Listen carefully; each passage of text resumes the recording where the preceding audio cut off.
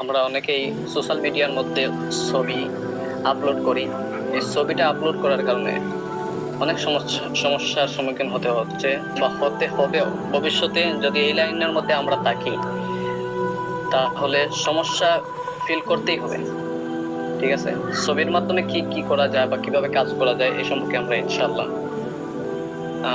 জানার চেষ্টা করব। পাশাপাশি আজকে কাশফের আমল দেব, গুরুত্বপূর্ণ বিষয়।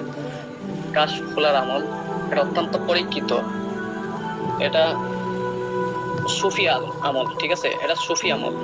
সুফি বুঝেন, সুফি সাধক আমল। এটা অত্যন্ত শক্তিশালী, পাওয়ারফুল এবং বোঝা যায় না কিসের আমল দিবেন।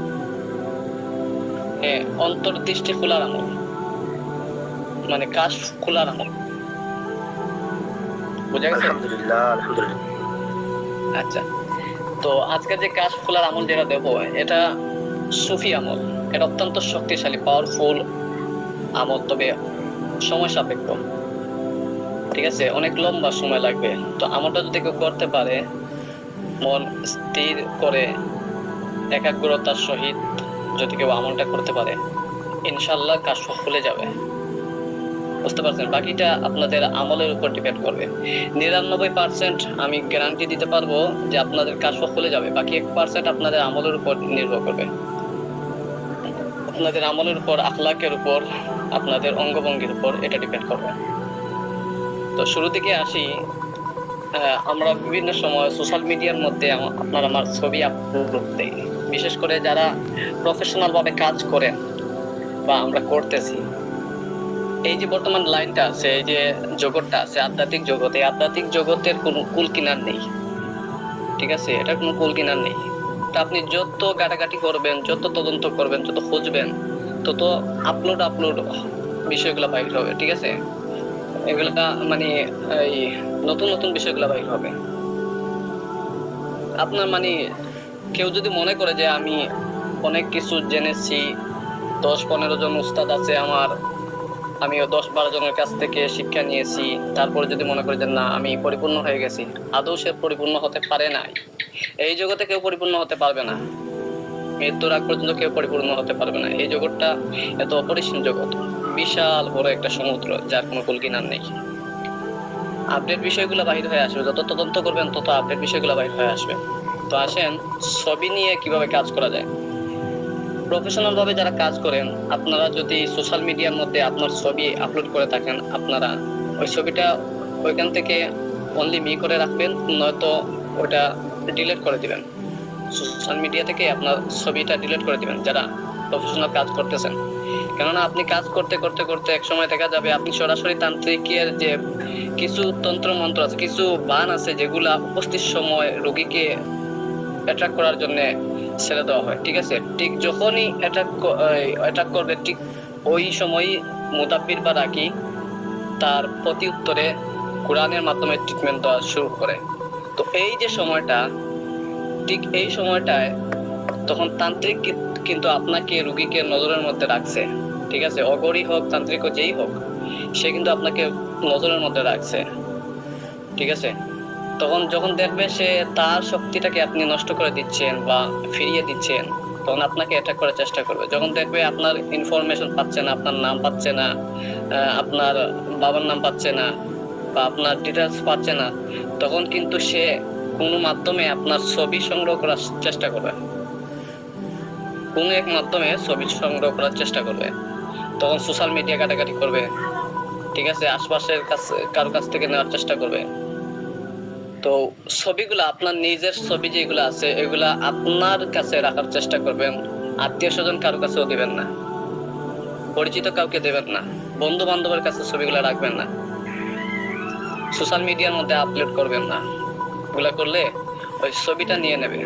যখন একটা ছবি নিয়ে নেবে, তখন আপনার নামের প্রয়োজন হবে না, আপনার বাবার নামের প্রয়োজন হবে না, আপনার মায়ের নামের প্রয়োজন হবে না, গ্রামের নামের প্রয়োজন হবে, কোনো ডিটেলস তার লাগবে না। শুধুমাত্র আপনার ছবিটাকে সামনে রাখবে।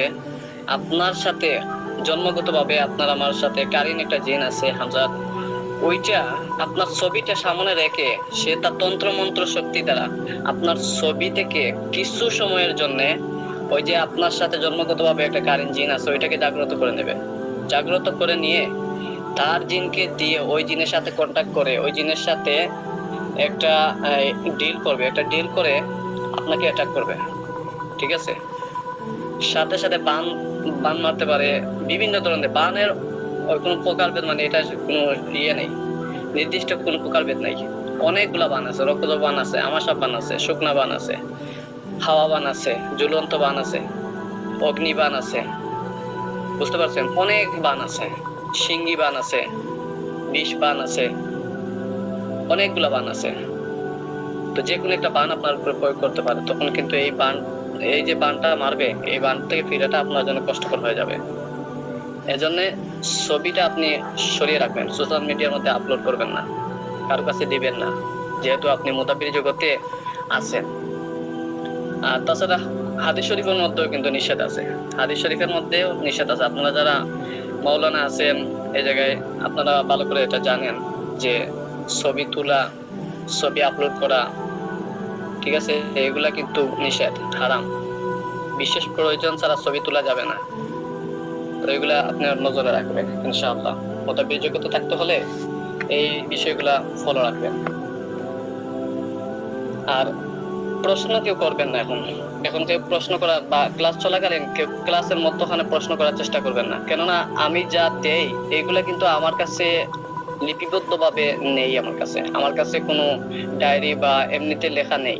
যা দেই সবকিছু কিন্তু আমার ভিতর থেকে দেওয়ার চেষ্টা করি, যে আমার আমলের মধ্যে আছে বা আমার ভিতরে আছে ওই জায়গা থেকে দেওয়ার চেষ্টা করি। তখন দেখা যাবে যে আপনি যখন মধ্যখানে প্রশ্ন করবেন, তখন আমি একটা সাবজেক্ট নিয়ে আলোচনা করতে গিয়ে আপনি মধ্যখানে যখন প্রশ্ন করবেন, তখন আমি কিন্তু ওই এলোমেলো হয়ে যাব। ঠিক আছে, তখন পরবর্তীতে আর আমি সিরিয়াল বাই সিরিয়াল আলোচনা করতে পারবো না। এদিকে একটু নজর রাখবেন। একবারে শেষের দিকে প্রশ্ন করবেন। এবার আসেন কাশফ সম্পর্কে। আমার কথা ক্লিয়ার শোনা যায় হযরতগণ? জি হযরত। ইনশাআল্লাহ। আচ্ছা, কাশফ সম্পর্কে আসি। আমি আধ্যাত্মিক জগতে কাজ করতে হলে এই আধ্যাত্মিক যে শক্তিটা আছে, এই শক্তিটাকে আপনি হয় নজরের মাধ্যমে দেখতে হবে, আপনার চোখের মাধ্যমে, অন্তর্চক্ষুর মাধ্যমে দেখতে হবে, নয়তো ইলহামের মাধ্যমে আপনি ওটা উপলব্ধি করতে হবে, নয়তো কানের মাধ্যমে আপনি ওই শক্তির কি বলতেছে, কিভাবে কোথায় যাচ্ছে, তার দূরত্ব কোন দিক থেকে কোন দিকে যাচ্ছে পর্যবেক্ষণ করতে হবে কানের মাধ্যমে। যে কোনো একটা থাকতে হবে আপনার, যদি না থাকে তাহলে আপনি দুর্বল। ঠিক আছে, এবং আজকের যে বিষয়টা হচ্ছে কাশফের বিষয়। আমি আরো নরমাল আমল দিতে পারতাম, আর কোনো আমলই নরমাল না নিজের এখতিয়ারের উপর, বাট পরীক্ষিত সারা যে আমলগুলো আছে ওইগুলো দিতে পারতাম, কিন্তু ওইগুলো আমি দিচ্ছি না। আপনাদেরকে এমন একটা আমল দেওয়ার চেষ্টা করতেছি যেটা আমি আমার উস্তাদ থেকে পাইছি। এটা সুফি আমল, অত্যন্ত শক্তিশালী, পাওয়ারফুল। এই আমলটা যদি ইয়াকিনের সহিত করতে পারেন, আমি আমলটা শেষের দিকে বলতেছি, আমি শুরুর দিকে আমি বর্ণনাটা দিয়ে দিই, আমলটা শেষের দিকে বলতেছি। এই আমলটা যদি আপনি ইয়াকিনের সহিত আল্লাহকে বিশ্বাস করে, আল্লাহর শক্তির উপর বিশ্বাস রেখে, আল্লাহকে সামনে আল্লাহর কুদরত আপনার সামনে আছে, এগুলা মনের ভিতরে রেখে আল্লাহ সাহায্যকারী সব দিকে আপনার মনকে সম্পূর্ণ আল্লাহর দিকে ন্যস্ত করে যদি আপনি আমলটা করতে পারেন, ইনশাআল্লাহ আপনার কাশফ খুলে যাবে। টেনশনের কিছু নাই, খুলে যাবে, তবে লম্বা সময় একটা প্রয়োজন হবে। এবার আসেন আমল, নোট করেন। এই